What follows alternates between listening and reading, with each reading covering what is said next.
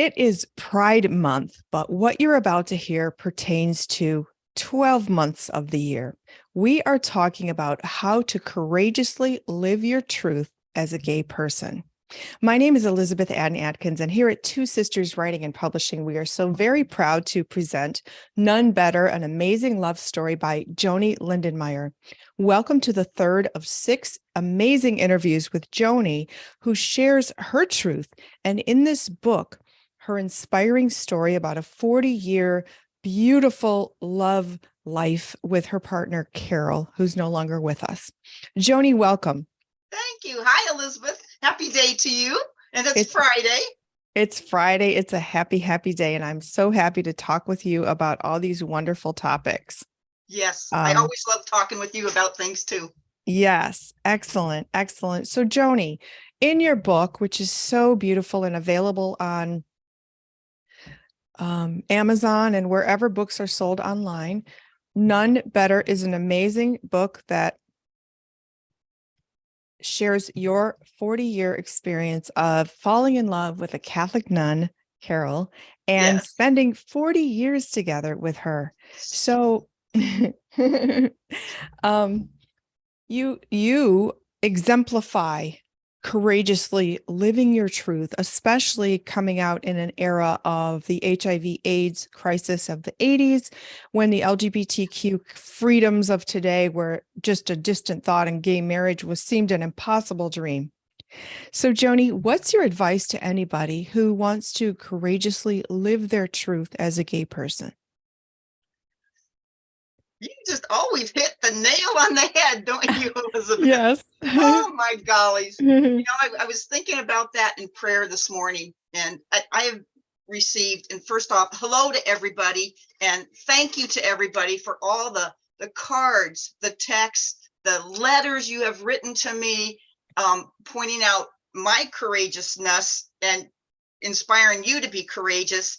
And I guess I want to start with this, Elizabeth. I was praying this morning. I was thinking, where did this come from inside of me? Where did this courageousness come to speak the truth? And so here's my quick little props, and I'm going to get right into your questions. And so this is sort of like my soccer Jesus, because this is where I get my courage.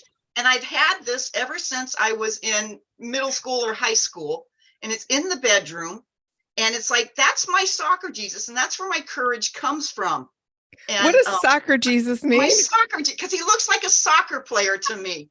And I'm so into sports, which led me to think about my next prop. And Jesus is always with me, and Jesus is always with you. And that's where you get that really deep courage. You get that really deep courage. Wait. What about if someone's Jewish or Muslim? Yeah.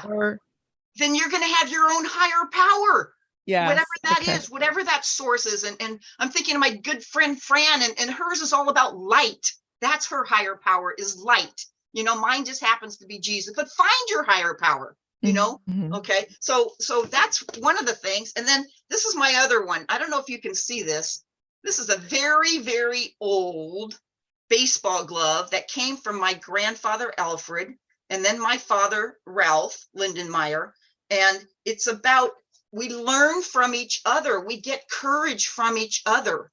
And to me, that is just so important. And it's humbling because I don't realize I'm really being courageous for people. I don't realize that. People tell me that, and it's like, I'm just living life. And that's what the book about Carol and I is. We were just living life. Uh-huh. And then the third prop is, and I don't know if you can see this. This is a pyx. This is a pyx, and it carries Holy Communion. And Carol and I really, really believed in Jesus being present in our lives, and that how we would like to share communion. So this little pyx, we delivered communion to other people as nuns and not as nuns. But it's not just having that courage, it's delivering it to other people. And the truth. It's like this little container here. The truth sometimes is so deep inside of you, and then you got to open it up. You have to share it, because if you don't, it just stays inside. And sometimes that can fester, and sometimes that can just it just drives you crazy on the inside. It's like that inner turmoil. And there's a chapter in the book. So those three things are super, super important. And just thinking of journaling was always helpful in me becoming who I am. And so in terms of the gay part, you know, the journaling was so helpful because I didn't understand that I was gay. I didn't like the label that I was gay. All I knew was that I was in love. I was in love. And so did I answer your question? Oh yeah, it's beautiful. It's beautiful. You find the courage to live your truth as a gay person through your spiritual beliefs. And if Yes. you are atheist, for example, you have that truth within yourself. So you have to find it within from your higher self. And secondly, getting courage from your loved ones who set a great example for us, whether they're gay or not, they're living their truth, and that can serve as an example. So, Right. Joanie, this is all the more important in this day and age. Right now, it's Pride Month, June 2023. But again, this applies anytime someone's watching. This week, there were two brawls, one at an LA elementary school and another one at a school board meeting, because some people are so in schools. And so literal violence. And then Charles Blow of the New York Times this week had an amazing article about how there are 100 pieces of legislation that are anti-gay to take away all of the legal rights that have been gained over many, many decades, and especially in recent years. So the gay community is literally under attack. So how do people maintain calm and still courageously live their truth in this atmosphere? Yes, we are under attack. And I'm old. I'll be 66 in about 3 weeks. And there's been other times that we've been attacked. And there's been times where I have been personally attacked. How do we get through it? How do we do the calm? You hang on to each other. You hang on to the people that believe in you as a person. You write letters. You stand up. You go to boards, school boards, library boards, whatever, and you voice your opinion. And if you don't have that strength yet to do that, you pray like you've never prayed before, because miracles can happen. And I feel so sorry for the people that have that hate and that judgment toward gay people, the people writing these legislations, these people wanting to have a brawl about it. It's like, what is with that? That is not kind. That is not peaceful. We can do better than that as a society. And so we have to come to terms and talk about stuff. What is it that you don't like about me as gay? What is it? What really is it? You know, and if people cannot verbalize that to my face and they want to do it in some legislation or school board, then I have a problem with that. Talk to me about it. Talk to me about it. Has anybody ever talked to you about it though? Oh, yes. Oh, yes. What do they say? They say, well, it's in the Bible and it's only a man and a woman, and only a man and a woman could be married. And I'm thinking, oh my gosh, I loved when I went to my nephew Steve and Corinne's wedding and Carol and I got to dance on the floor. And you know what? We invited a couple other people that were single there and they danced with us. That's what it's about. You know what? That's what it's about on a personal element. But back to what do I say to those people? Yeah.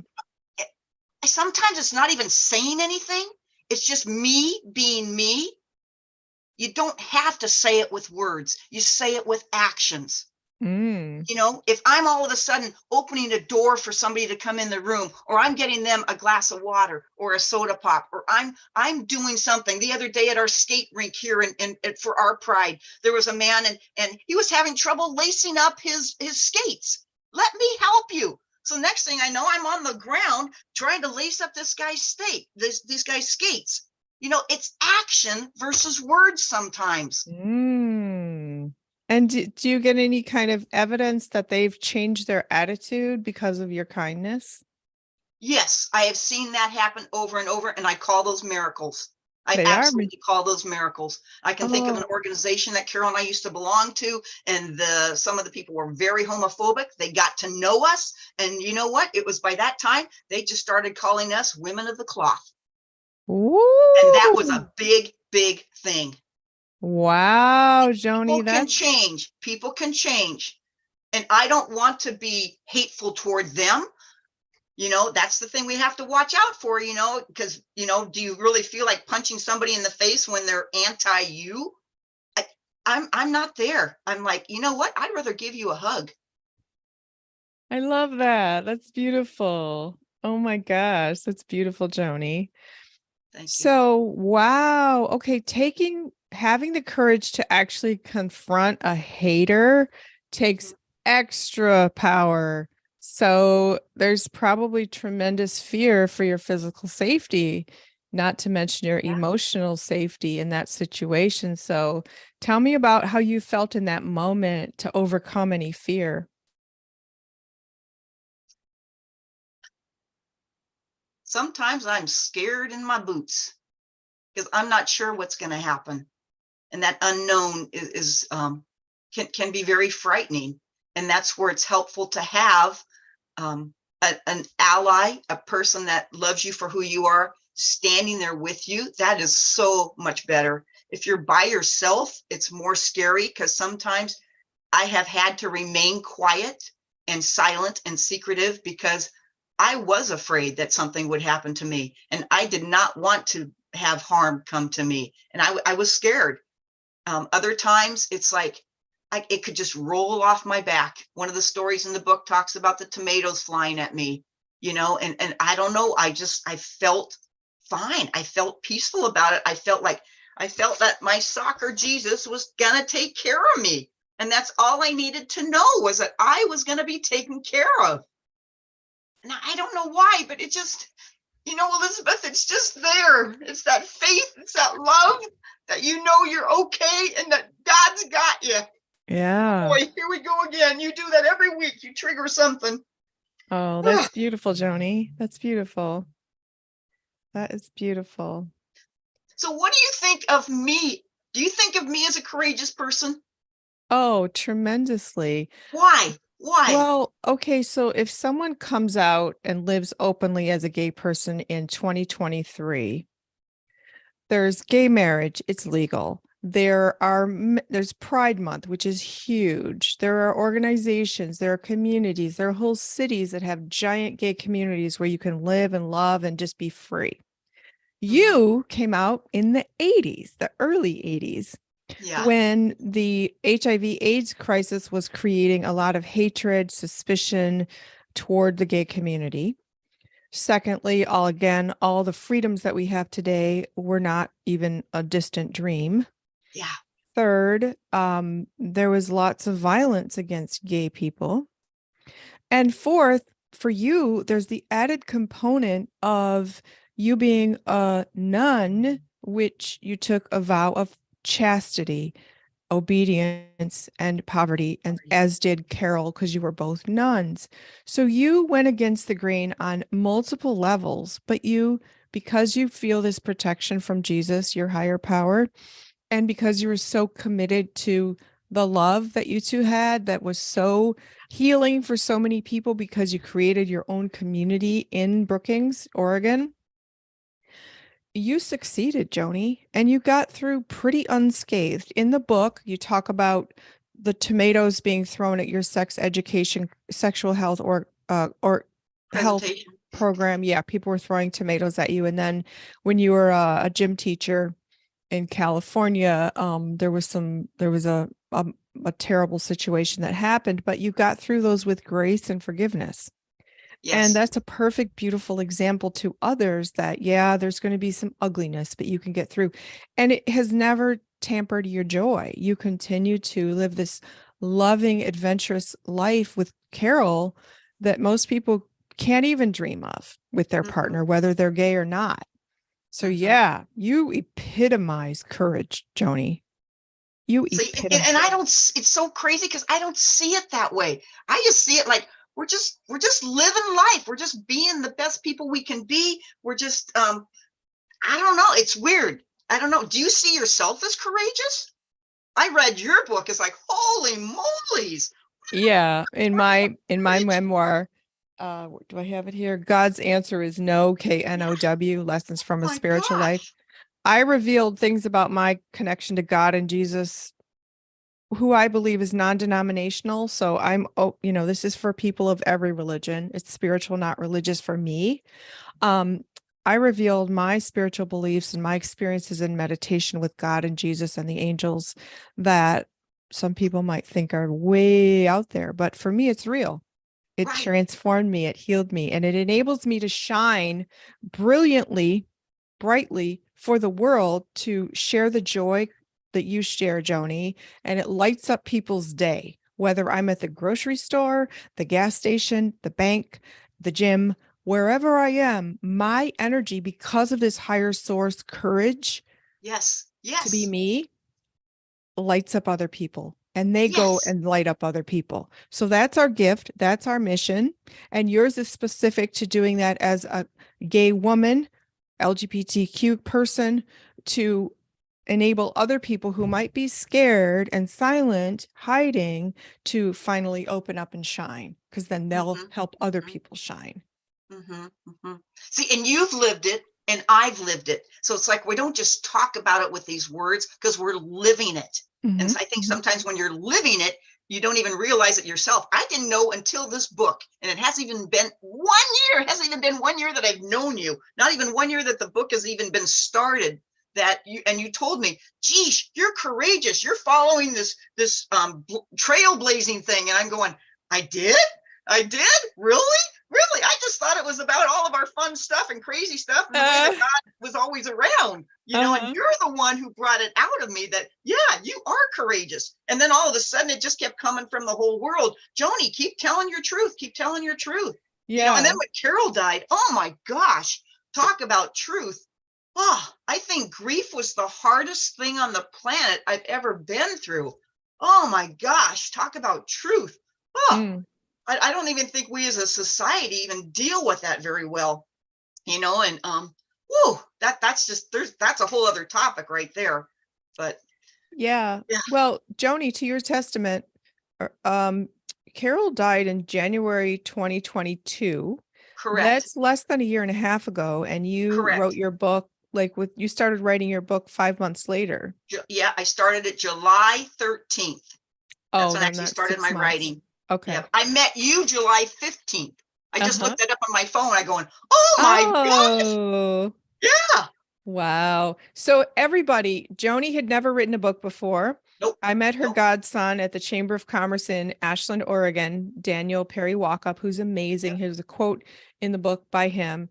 And he's also in the amazing book trailer that Joni has that's here on the Two Sisters Writing and Publishing YouTube channel, that Nick Alexander Films created in Ashland, Oregon a few months ago. It's spectacular. Please watch it. It's so good.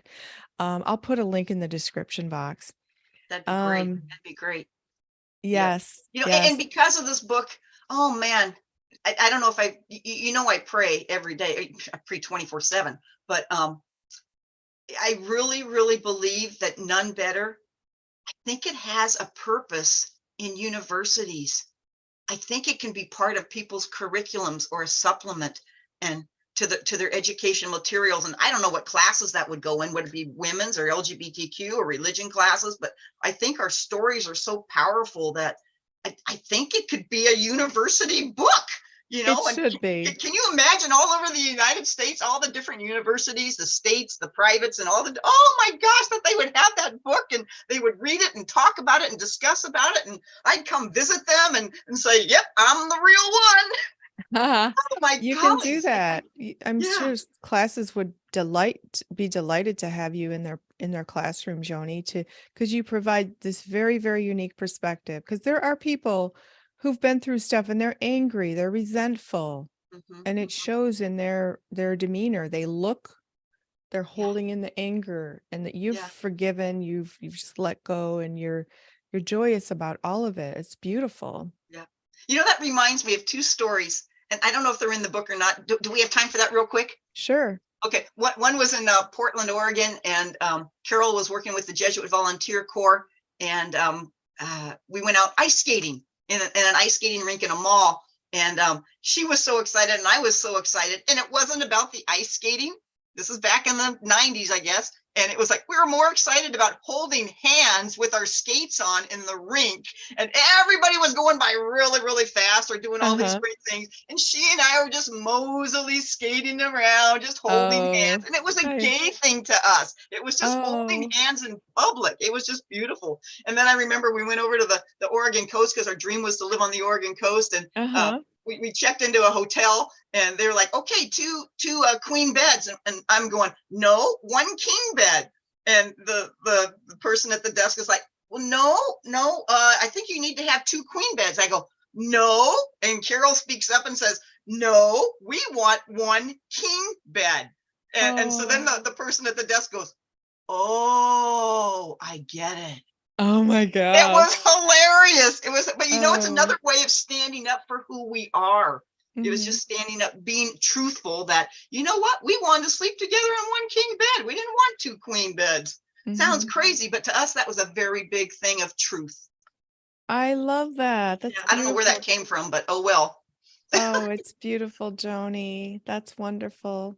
So, is there anything else you'd like to share with people who are watching about courageously living their truth, especially if they might have family members, employers, neighbors, faith community that they're terrified of the consequences of coming out to? We've sort of addressed this before, but that terrified feeling is something you really need to get past. And terrified is oh man, you don't want to be terrified. And whether you're a business and you're wondering, oh, should I come out in my community because I'm gay and I have this business? Well, all of a sudden my business fall apart, or I'm employed, and if they find out, are they going to take away my medical, or are they going to fire me? All I can say is stop worrying and be true to yourself, because you know what? I think you'll be the best employee, and or you're going to have an even bigger business because you do come out, and think of the positive, think of the gratitude, think of what it could be positively instead of that frightened stuff. Get out of that frightened world. Get out of that frightened world. Be really true to yourself and think that it's going to be beautiful. It's going to be gorgeous. It's going to be adorable. It's going to be fantastic when you do and speak and be your truth. I love that. Perfect. That's enough said. That's a mic drop. Oh boy. Oh boy. Woohoo! So everybody watching, we thank you. This is interview number 3 in a 6-part series. We've got 3 more, and you can get Joanie's amazing book in hardcover, paperback, and ebook on Amazon, Barnes & Noble, and wherever books are sold online. You can also contact her if you have a question at her Facebook page, Joanie Lindenmeyer on Facebook, and she's very responsive to any questions you might have. If it's personal, you can send her a Facebook message. And also on the Two Sisters Writing and Publishing website, twosisterswriting.com, we list her events on her events page. So she's got lots of events planned and others coming up soon in other states. She's already done Oregon and up and down the California coast. So please order her book, share it with other people, buy it as a gift for people. The audiobook is coming soon, so that'll be extra great. And also remember to please check out her book trailer by Nick Alexander Films here on the Two Sisters Writing and Publishing YouTube channel. So Joanie, thank you for another amazing interview. Thank you, Elizabeth. You're just amazing. I always want to end by asking you, well, is there anything else you would like to add? I want everybody to read your book because I coached you to write the book. I edited the book, and there are passages in it that no matter how many times I read them, I start crying, whether it's sadness, but especially tears of inspiration. It's like, wow, this is so beautiful. It's really moving and fun. You can tell Joanie has such fun energy. Well, her writing conveys that as well. It's super high energy, a quick read. Yeah, it's awesome. Thank you. So You're so kind. And I thank you for doing these every week. And to everybody out there, I know there was a James that Facebooked me. Would you please message me, James? Because I think I'd rather go personal with you on that. So James, if you're out there, please message me, not just Facebook me. Okay, beautiful. All right, then. And to all of you, thank you so very much for joining us here on another Book Talks with Joanie Lindenmeyer here at Two Sisters Writing and Publishing. Please share this interview with anybody that it can help. We'd love to hear your comments. And again, keep in touch. So Yes. I'm Elizabeth Ann Atkins of Two Sisters Writing and Publishing, and we will see you next week for another amazing interview with Joanie Lindenmeyer, author of None Better. See you soon. See you. Bye. Love you, everybody. Big hugs and kisses.